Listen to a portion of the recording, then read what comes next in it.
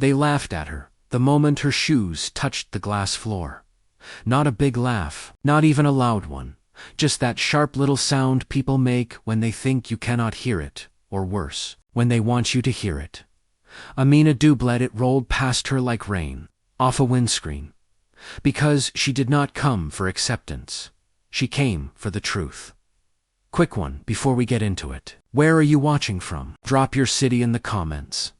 And if you are here for dignity, fairness, and real accountability, hit like and subscribe. Now, listen. Outside London was slick with winter rain. The streetlights smeared gold across the puddles, and the air tasted like wet stone and exhaust. Inside, the showroom was almost silent. Not quiet, like peace. Quiet like pressure. A cathedral of money. Glass floors, white marble, spotlights, so clean, they made every curve of every car look unreal. Velvet ropes, laid out like borders. Champagne flutes held by people who spoke in softened voices. Like volume was, for the ordinary, the centerpiece. Sat on a rotating platform under a ring of light. A limited build, a single unit. The Kestrel Noir, R9. So black, it looked like it swallowed the light around it. If you stared at it long enough, you started to feel like you were the one being examined. Aminah stepped forward, coat damp at the shoulders. Not designer, not loud. A deep auburn wool that suited her skin and refused to beg for attention. Her hair was in neat rope twists, pulled into a low bun. Gold studs in her ears. A small scar above her eyebrow. The kind you get from life, not accidents. In one hand, a slim leather folder. In the other, a sealed envelope with a wax stamp behind the marble desk. Gideon Hargreaves looked up like someone had interrupted his favorite song. Late 30s. Tailored suit. Hair combed into place. Smile practiced enough to be a job requirement. Beside him, Saffron Pike, sales associate, lipstick. The exact shade of arrogance eyes that did not greet people. They assessed them. And at the corner of the desk, next to the card machine, sat a strange object that did not belong in a place like this. A gold rubber duck, tiny crown, tiny sunglasses, so silly, it felt deliberate. Aminah clocked it, and something in her chest tightened. She had seen that duck before, not this exact one, but the idea of it. Her father used to leave ridiculous little objects around, serious spaces, as if to remind the world that power did not have to look like cruelty. She walked to the desk. .com/steady. Good evening, she said. Saffron gave her a smile that had teeth in it. Evening. Can I help you? Aminah's voice stayed level. I am here to test drive the Kestrel Noir. Gideon let out a small laugh, the kind that invited the room to join in. A few heads turned, a few eyes widened slightly. Not surprised. She asked, surprised she dared. Saffron leaned closer to the desk, as if Aminah was a child, reaching for a hot stove. Test drives are by appointment, Saffron said. We typically reserve them for clients with an established relationship. Aminah nodded. No problem. We'll book the first available. Gideon's smile held, but his eyes cooled. It is not just about availability. We require proof of funds for the Noir. It is not a toy. Aminah looked at him. Who said it was? Saffron glanced at her folder, like it might leave marks on the marble. Do you have an appointment email? A concierge confirmation. Aminah placed her folder down gently. Not aggressive, not shaky, just present.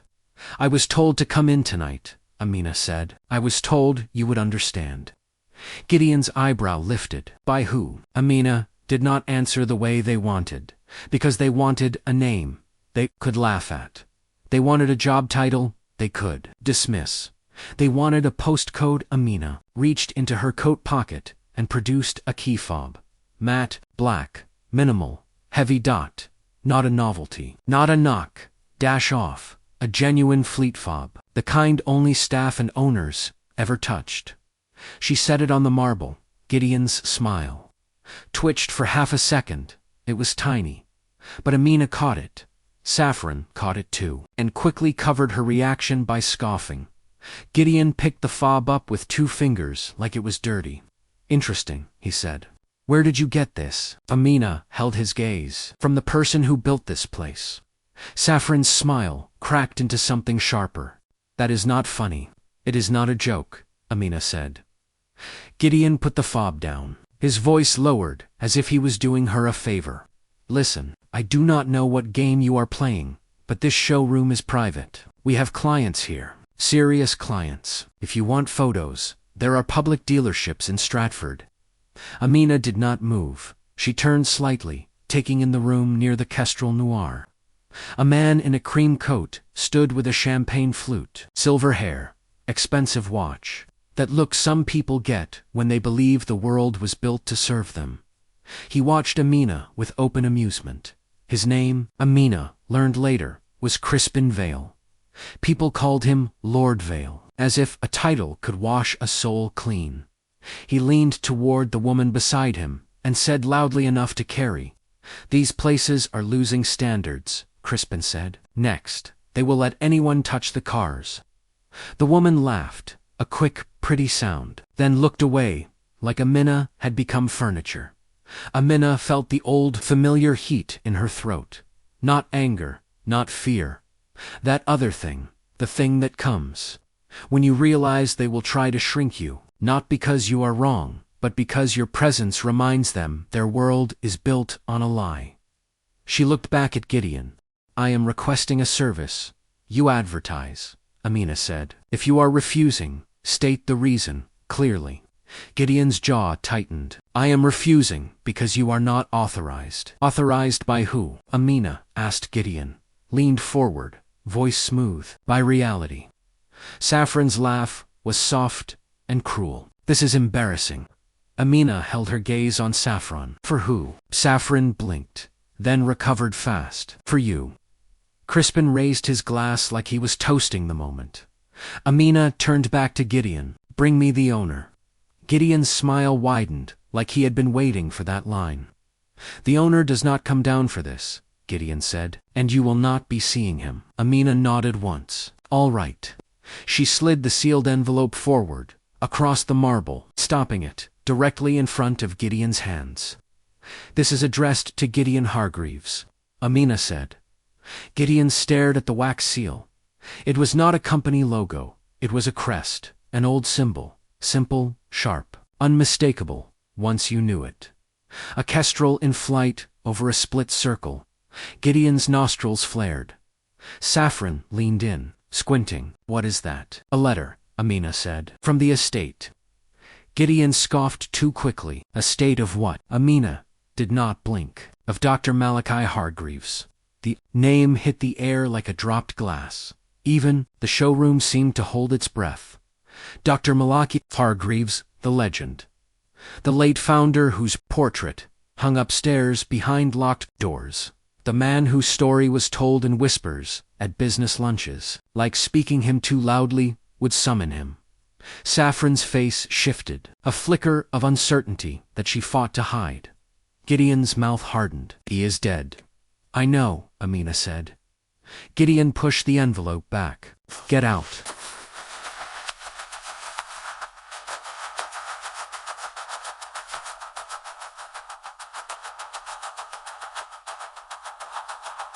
She let it sit there, like a witness. "I am not leaving," Aminah said, calm. "Not until you do what you are paid to do." Gideon's eyes flashed. He turned his head slightly and spoke toward the door, without raising his voice. "Tariq," he said, "can you come here a moment?" The security guard by the entrance walked over. Tariq. Mensa. Broad-shouldered, dark suit, earpiece. The posture of a man trained to look calm while his adrenaline stays ready. His eyes met Aminah's for a second, and something quiet passed between them. Not recognition. Something else, a shared understanding, because Tariq had seen this before too. "Gideon," Tariq said quietly, "what is the issue?" Gideon did not look at him properly. "She is trespassing. Remove her." Tariq turned to Aminah. "Ma'am, I will need you to step outside." Aminah held his gaze. "Am I trespassing, or am I inconvenient?" Tariq's jaw tightened, just slightly. Saffron stepped in, voice sugary. You cannot just walk into a private showroom and demand things. This is not how it works. You need to be realistic. Aminah looked at her. Realistic is a word people use when they want to keep their rules hidden. Crispin laughed loud now. Oh, listen to that. A lecture. Brilliant. Aminah turned her head toward Crispin. Sir, you do not know me. Crispin lifted his glass again. I know enough. Aminah's eyes returned to Tariq. If you touch me, Aminah said, voice still calm, you will be part of something they will deny tomorrow. Tariq hesitated, because he knew the script. The report would not mention the smirks, the tone, the way Saffron's eyes looked past Aminah like she was dirt. The report would say, disruptive customer removed, and Aminah would be left holding the shame they manufactured. Aminah lifted her phone, not dramatic, not waving it around, just angled down. Recording audio, Gideon snapped. No recording. Aminah's voice was soft. Then stop behaving like you would be ashamed to hear yourself later. The room went quiet in that silence. Saffron did something small and vicious. She reached for Aminah's folder, flipped it open with one finger, like she was rummaging through someone else's dignity. Aminah's eyes hardened. Close that, Saffron smirked. What is this? A fantasy plan. A Pinterest vision board. She flicked a page, laughing, and Gideon did. Nothing to stop her, because cruelty is a team sport when people are bored. Aminah took one step forward. Not threatening, just refusing to be pushed back. Close it, she repeated. Saffron slapped the folder shut and slid it back across the marble like it was garbage. Tariq's eyes flicked to Gideon. Sir, we should handle this calmly. Gideon waved him off. Just remove her. Aminah looked at Tariq again. Please hear me. I am not resisting. I am waiting. Tariq frowned. Waiting for what? Aminah nodded toward the envelope. For him to open it. Gideon stared at the wax seal like it was burning a hole in his pride. He did not want to open it in front of witnesses, because, if it was real, his authority would crack, and if it was fake, he wanted the satisfaction of destroying it. Slowly Saffron leaned in, whispering to Gideon, not quiet enough. Call the police. Say, she threatened staff. Aminah's stomach tightened there. It was the oldest trick in the book. Turn her calm into danger. Turn her presence into threat. Turn her voice into violence. Gideon reached under the desk and pressed a button. A soft chime sounded. Somewhere inside the building, a lock clicked. Saffron's lips curled. He has called them. Aminah nodded. Steady. Good. That through them Gideon narrowed his eyes. You think you are clever. Aminah's voice did not rise. I think you are scared. Gideon gave a thin laugh. Of you. Aminah tapped the sealed envelope once, with a fingertip. Of what is in that. Crispin set his champagne down, amused. This is getting fun. Aminah's gaze slid across the desk, and she noticed something small. A glossy calendar behind the counter, half covered by a sticky note. The sticky note was placed like someone was hiding a date. Aminah did not mention it. She did not need to. Because her father used to say, when people hide dates, they are hiding consequences. If you have ever been judged before you even opened your mouth, type one word in the comments. Scene. Because what happens next is exactly why dignity matters. Tariq's radio crackled softly. He listened, then glanced toward the entrance. Someone is coming in, he said.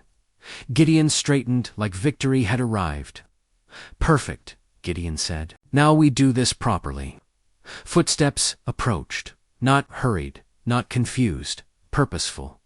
The doors opened, and a slice of cold night air entered with them.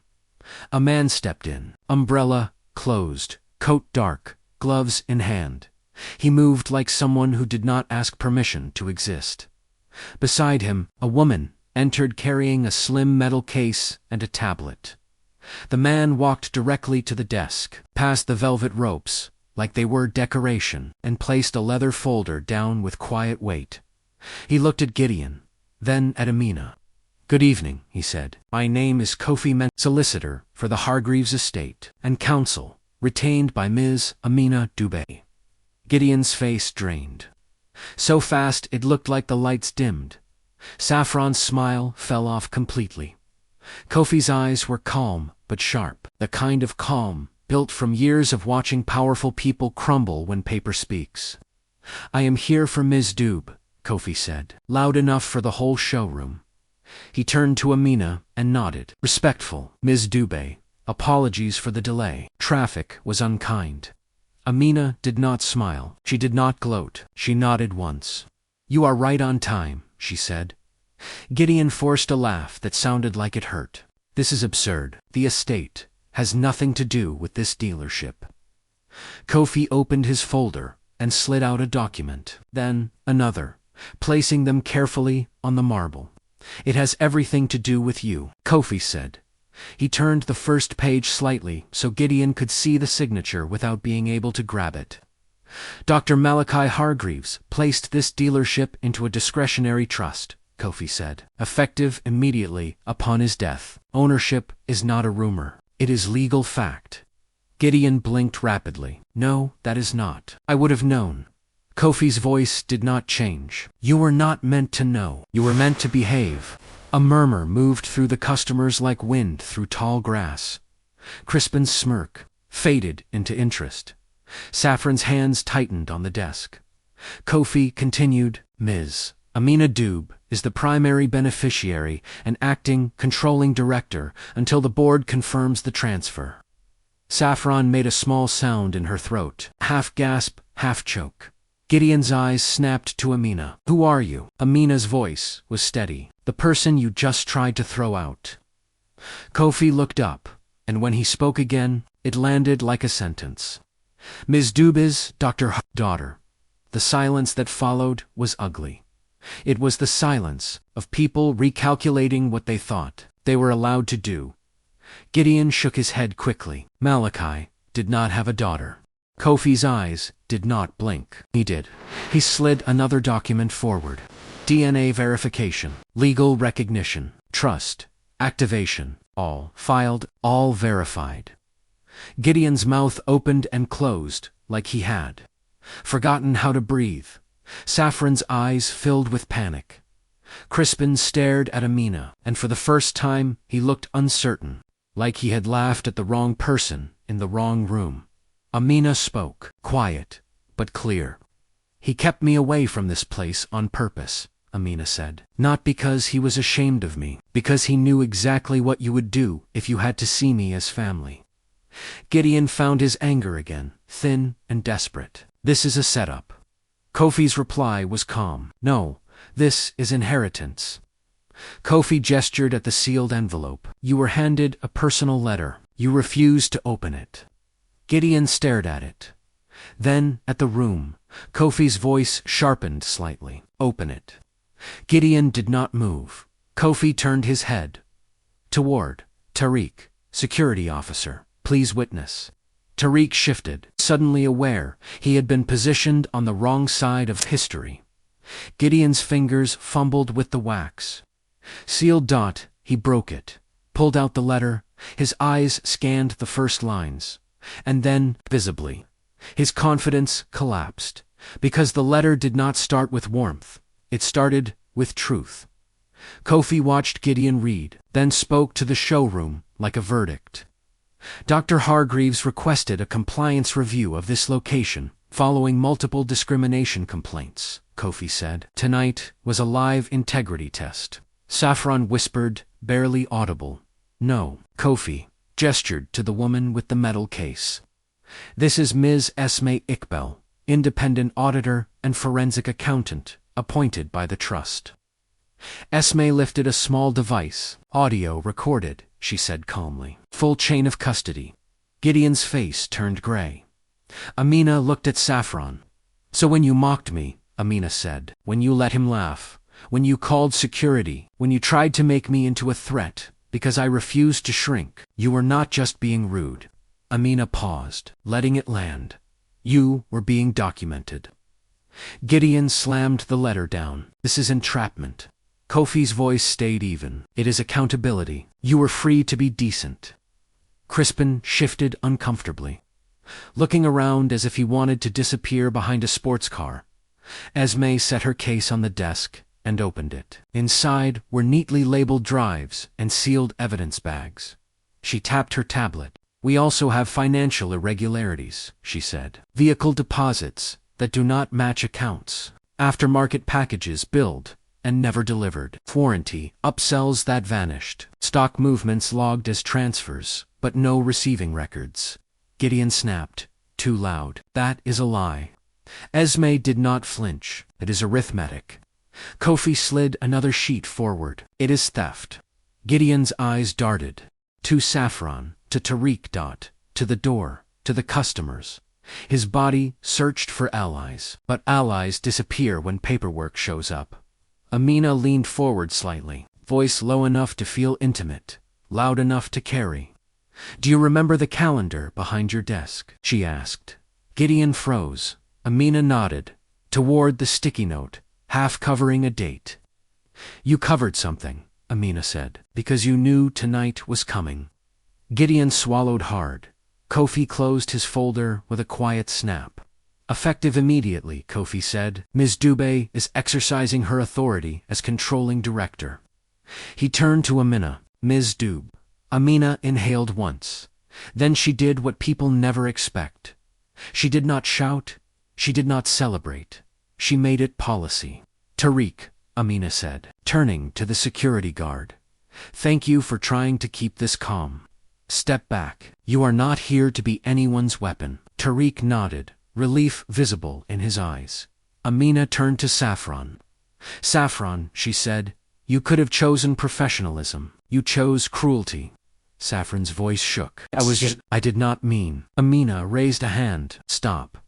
When you treat someone as less than human, you do not get to call it a mistake. You get to call it a decision." Saffron's eyes watered. "Please, I need this job." Aminah's expression did not soften. "I needed dignity," Aminah said, "and you treated it like it was optional." Aminah turned to Gideon.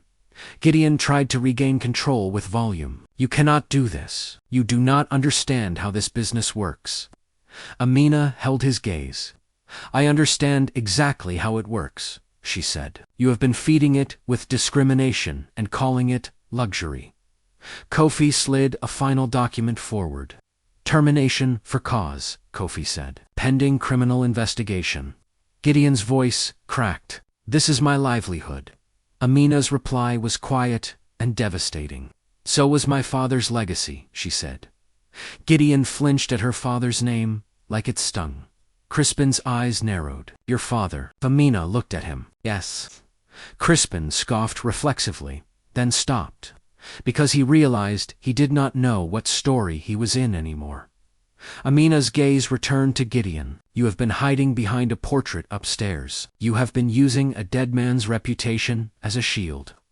Gideon's mouth tightened. "Malachi built this, not you, not your father." Aminah smiled just slightly. And it was not warmth, it was recognition. "Open the second page of the letter," Aminah said. Gideon hesitated. Kofi's voice sharpened. "Do it." Gideon's hands shook as he lifted the letter again. He turned the page, and his face changed. Not fear, now dread, because the second page was not written like a farewell. It was written like a confession. Aminah spoke calm and clear, as if reading his thoughts. "My father's name was Moses Dube," she said. "Chief engineer, the man who designed the Kestrel chassis and the Noir's stability system. The man you erased from the story because you could not stand a black man being the mind behind your status." The room went still. Some customers looked down because they had heard the way Gideon spoke to Aminah, and suddenly it made sense. Aminah continued. "My father built the heart of this place," Aminah said, "but the public story never mentioned him because the public story was edited." Gideon's voice was thin. "That is nonsense." Aminah's eyes did not move. "Then, why are you shaking?" Crispin set his champagne down slowly. Suddenly sober, Esme tapped her tablet again. "We reviewed historical filings, patents, internal memos, original engineering drawings. The signature on the earliest Noir schematics is not Malachi's. Esme looked up.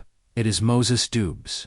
A murmur rose, sharper this time. Aminah's chest tightened, and for a second, she felt 12 years old again, sitting on her father's knee, while he traced lines on paper, and told her, "Never let them steal your work. They will try." She swallowed. Now Aminah said softly, "Here is the part you did not see coming." Gideon's eyes flicked up, defensive. "There is no more." Aminah nodded, toward the gold rubber duck on the desk. "That," she said, "is not decoration." Saffron's eyes snapped to it. Tariq frowned. Crispin leaned forward slightly. Aminah looked at Gideon. "Pick it up." Gideon's brow furrowed. "What?" "Pick it up," Aminah repeated. "Turn it over." Gideon hesitated, like the duck might bite him. Then he grabbed it and flipped it on the underside. Engraved in tiny lettering was the same crest from the wax seal, and beneath it, a set of initials, .M.D. Moses Dube. Gideon's face went slack. Aminah's voice stayed quiet. "My father used to hide recording devices inside, ridiculous things," she said, "because he knew the most dangerous rooms are the rooms where people think they are untouchable." Esme reached across the desk. "There is a port under the crown," she said. She pressed a small mechanism. The crown lifted inside. A tiny drive. A hush fell over the showroom. Kofi looked at Gideon, like he was looking at a man already sentenced. Aminah met Gideon's eyes. "Do you remember calling my father boy, when you thought no one else could hear you?" Aminah asked. Gideon's mouth opened, then closed. Aminah nodded slowly. "He recorded you," Saffron whispered. "Oh my God." Crispin's eyes widened, and for the first time, he looked afraid. Esme connected the drive to her tablet. The showroom speakers were tied to the system for presentations. Aminah knew that, because her father built that system too. Esme tapped one file, a click. Then a voice filled the showroom. "Moses, be warm, steady, calm. If you are hearing this," Moses's voice said, "it means I am no longer able to protect what I built. It means the men who smile in your face have finally decided they can move in the dark." Aminah's throat tightened. Across the room, a couple of customers looked uncomfortable, like they had wandered into a truth they did not pay for. Moses's voice continued. "This place will sell you excellence," he said, "but it will also sell you a lie. It will tell you genius looks one way. It will tell you leadership looks one way. It will tell you the hands that built it do not matter, as long as the faces selling it are acceptable." Aminah's eyes glistened, but she did not let tears fall. Not yet. Esme tapped again. The recording switched. Now a different voice. Gideon, smug, close, intimate, like he thought he was safe. "Nobody cares who drew the damn lines." Gideon's recorded voice said, "They care about the story. And the story is Malachi, not Moses. A black engineer does not sell supercars to this crowd." A ripple of shock moved through the customers. Crispin's face tightened. Saffron's hands flew to her mouth. Tariq stared at Gideon, like he was seeing him for the first time. The recording continued. Recorded voice laughed. "And besides," he said, "Moses is getting too bold, talking about credit, talking about shares, talking about fairness. If he keeps pushing, he will have an accident." A chill ran through the room. Aminah's stomach dropped, even though she already knew. Even though she had listened to this file 100 times alone, in the dark, when grief would not let her sleep. Hearing it out loud in this room made it real in a new way, because now they could not pretend. Gideon lunged forward. "Turn that off." Kofi's voice snapped, suddenly sharp. "Do not touch anything." Tariq stepped in front of the desk, instinctive. Gideon froze, eyes wild. Aminah's voice was steady, but the emotion beneath it was a storm. "My father died in a crash. You called an accident," Aminah said. "A brake line failure that never made sense. A report that was closed too quickly. A payout that came with silence." Aminah looked around the room, meeting eyes. "This is what racism looks like when it wears a suit." she said. Not just insults, not just being turned away. It is erasure. It is theft. It is the confidence to destroy someone and call it business. Crispin's mouth opened, but no words came. Aminah turned back to Gideon. And here comes the second twist, Aminah said. Gideon shook his head, almost pleading now. There is no second twist. Aminah nodded toward Crispin. Crispin stiffened, but Aminah's eyes did not leave Gideon. You thought tonight was just an inheritance handover, she said. You thought it was just an audit. She paused. It is not. Kofi opened his folder again, and this time he pulled out a document with a different seal. Not the estate crest, a government seal. Kofi looked at Gideon. Mr. Hargreaves, Kofi said, you are currently under investigation for fraud, money laundering, and conspiracy to pervert the course of justice. Gideon's face went blank. Saffron whispered, money laundering. Esme lifted her tablet slightly. The dealership has been used to wash proceeds from multiple streams. Skimmed sales is the surface. The deeper issue is the pipeline. Gideon snapped, voice cracking. You cannot prove that. Aminah finally looked at Crispin. Tell them, Aminah said. Crispin's eyes widened with fury. Do not drag me into this. Aminah's voice stayed calm. You dragged yourself in the moment. You laughed. Crispin's face tightened. He looked around, desperate, like he wanted someone to save him. Then the door opened again. This time, the footsteps were heavier, more than one. 2 men and a woman entered, not in uniform, but in the quiet confidence of people who do not need to announce authority. One of them held up a warrant wallet. National Crime Agency, the woman said, voice flat. We have a warrant to search these premises. The showroom erupted into whispers. Phones came out. Someone near the back murmured, "Is this real?" The NCA agent's eyes scanned the room, landed on Kofi, then on Esme, then on Aminah. She nodded once, like this had been choreographed, because it had Aminah's heart pounded, but her face stayed composed. Gideon's mouth moved, no sound. The agent looked at Gideon. "Mr. Gideon Hargreaves," she said, "you are under arrest." Saffron gasped. Gideon stammered, "This is insane. I have rights." "You do," the agent said, "and you will be informed of them." 2 agents stepped closer. Gideon's eyes darted to Crispin. Crispin's jaw clenched, and for a second, he looked like he might bolt. Aminah watched him, then spoke softly. "You thought you were watching a humiliation," Aminah said to Crispin, "but you were watching a trap close." Crispin's face twisted. "You set this up." Aminah's voice did not waver. "You set yourself up when you decided cruelty was entertainment." The NCA agent turned to Crispin. "Lord Crispin Vale," she said, "we will need you to come with us as well."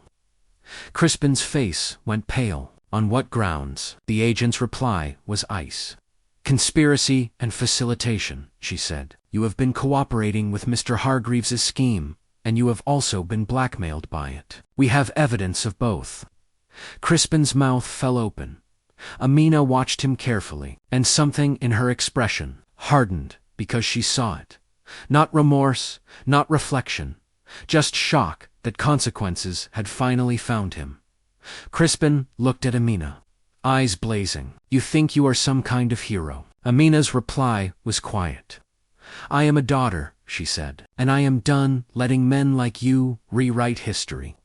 Tariq stood still, breathing slow, watching Gideon as if he could not believe the man who gave him orders was now being cuffed in front of customers.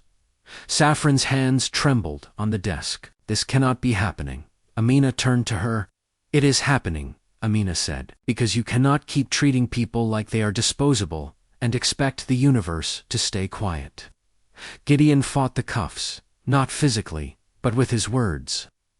"This is a misunderstanding," Gideon said. "This is a witch hunt. You are all making a spectacle." Aminah stepped closer, lowering her voice. "Funny," she said, "because you loved spectacle when you thought it was me being removed." Gideon's eyes flicked to Tariq. Tariq did not look away. Gideon swallowed. Aminah's voice dropped even more. You called my father an accident waiting to happen, Aminah said. Now look at you. The NCA agents began moving through the showroom, directing staff, sealing doors, securing the upstairs office. The customers were told to remain where they were. Aminah watched Gideon's face as he realized he could not talk his way out. He tried one last thing. He looked at Aminah like he could hurt her with a sentence. You do not belong here, Gideon hissed. Aminah stared back, calm. I built this place before I ever walked into it, she said. You just rented it, with lies. Gideon's eyes flickered, and for a brief second, Aminah saw something small and ugly. Not hatred, fear. The fear of a man realizing the world is no longer arranged around his comfort. As Gideon was led away, Saffron sagged slightly, as if the air had been pulled out of her. Aminah watched her, then looked around the room. A few customers avoided her eyes. A few looked ashamed. Most looked curious, the way people do when injustice turns into a show. Aminah lifted her phone again, but this time not to record, to call someone. She stepped slightly aside, voice low. Ma'am, she said. There was a pause, then a shaky breath on the other end. Is it done? Her mother asked. Aminah's eyes stung. It has started, Aminah said. They heard him. They heard what he said about Dad. Her mother's voice cracked. Good. Let the building hear it. Let the walls hold it. Aminah swallowed hard. Her mother continued, voice softer now. Baby, she said. Do not let them make you hard. Let them make you honest. Aminah closed her eyes briefly. I am trying, she whispered. She ended the call, breathed out slowly, and turned back to the desk. Esme stood with her tablet calm, precise.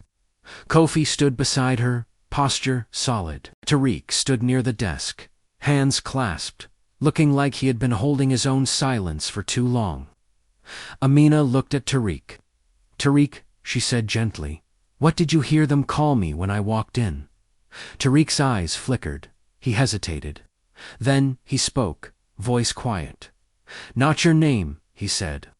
They called you a situation, a problem, a risk. Aminah nodded. And what did you feel when Gideon told you to remove me? Aminah asked.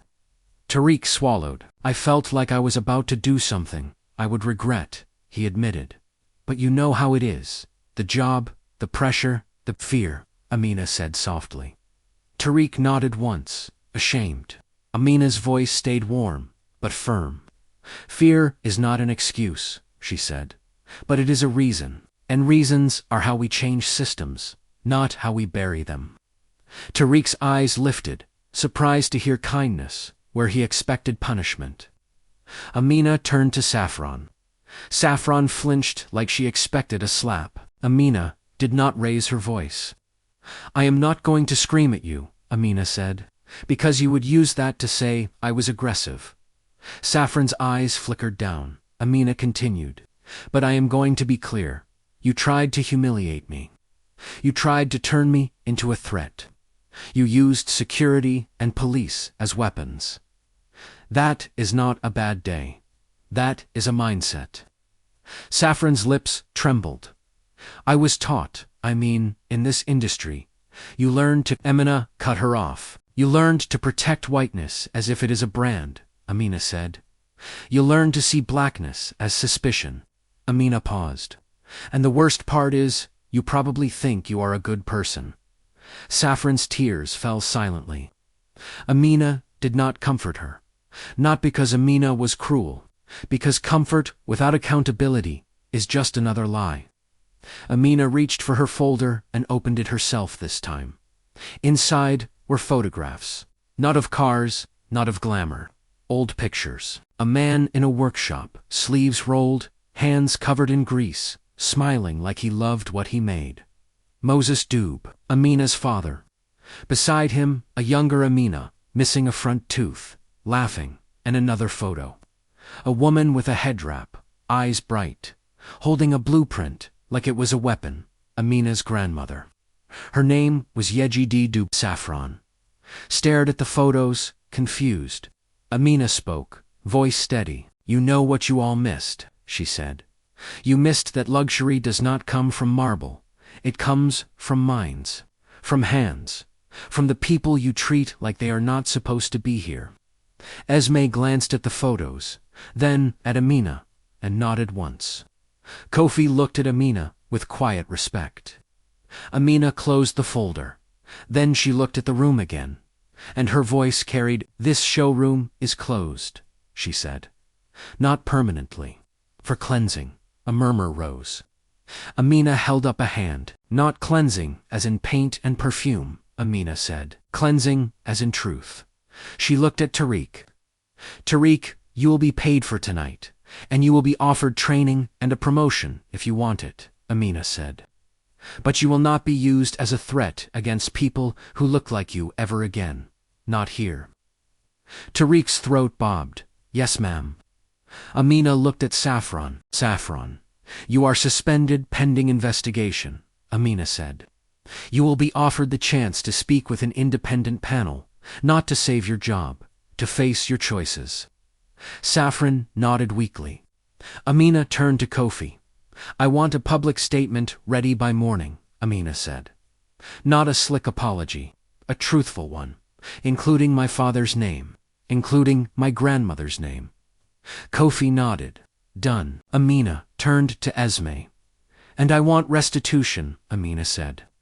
"For every employee who was underpaid, overlooked, or forced out because they did not fit the image. Find them, pay them, apologize properly." Esme nodded. "We will." Aminah's eyes scanned the room again. In the corner near the detailing bay, a young black apprentice stood frozen. He had been there the whole time, half hidden behind a display stand, wearing a work polo and holding a microfiber cloth. His hair was in short coils, skin deep brown, eyes wide like he had just watched a miracle and a nightmare at the same time. Aminah caught his gaze. He looked away quickly, like he was not allowed to be seen. Aminah walked toward him. Slowly, not to scare him, to include him. "What is your name?" she asked. He swallowed. "Zaire." Aminah nodded.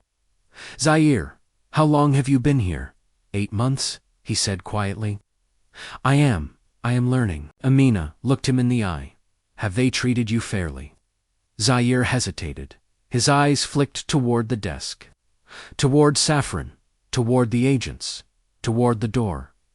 Aminah waited, because rushing truth is another form of control. Zaire finally spoke, voice small. "They call me boy sometimes," he said. "Not in front of customers. They say I should be grateful. They say I am lucky to be here." Aminah's stomach tightened.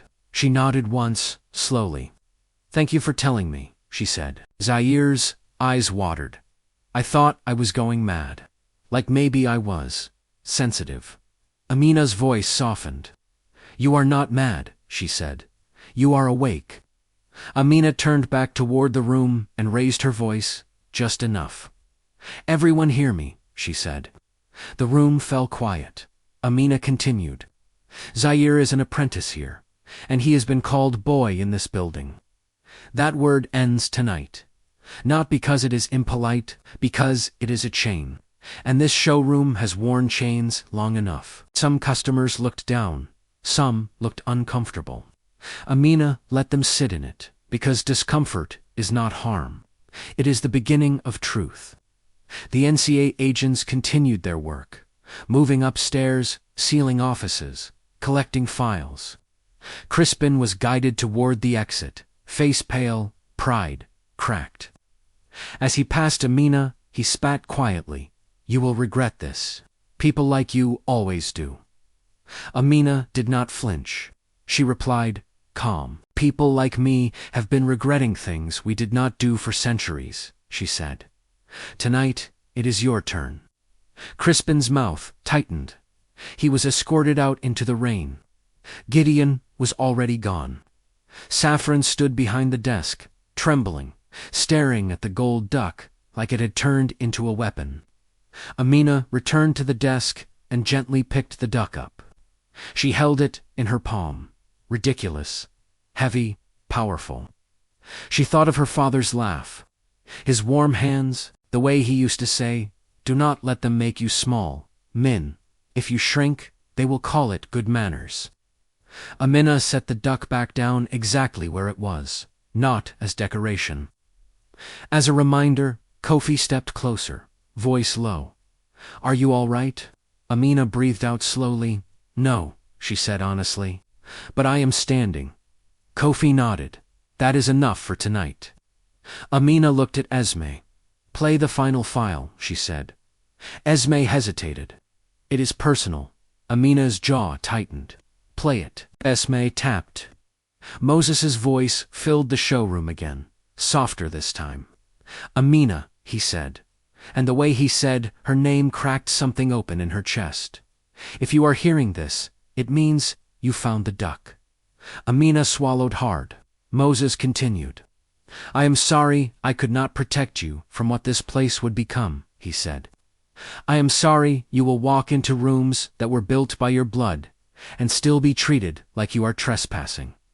A few customers shifted uncomfortably. "Good," Moses's voice went on. "But listen to me, baby girl. Do not chase their approval. Do not beg to be seen. Walk in with truth. Walk in with paperwork. Walk in with calm. Because calm scares them when they expect you to be broken." Aminah's eyes glistened. She kept her face steady. Moses's voice softened even more. "And when you win, do not become them," he said. "Do not let the hurt turn you cruel. Let it turn you precise." Aminah exhaled, slow. The recording ended. The showroom remained silent for a long moment. Not a comfortable silence, a changed silence. Aminah spoke, voice steady.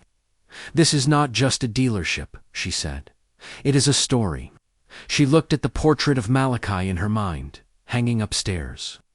Then she spoke the truth that had haunted her. "My father did not die because of bad luck," she said.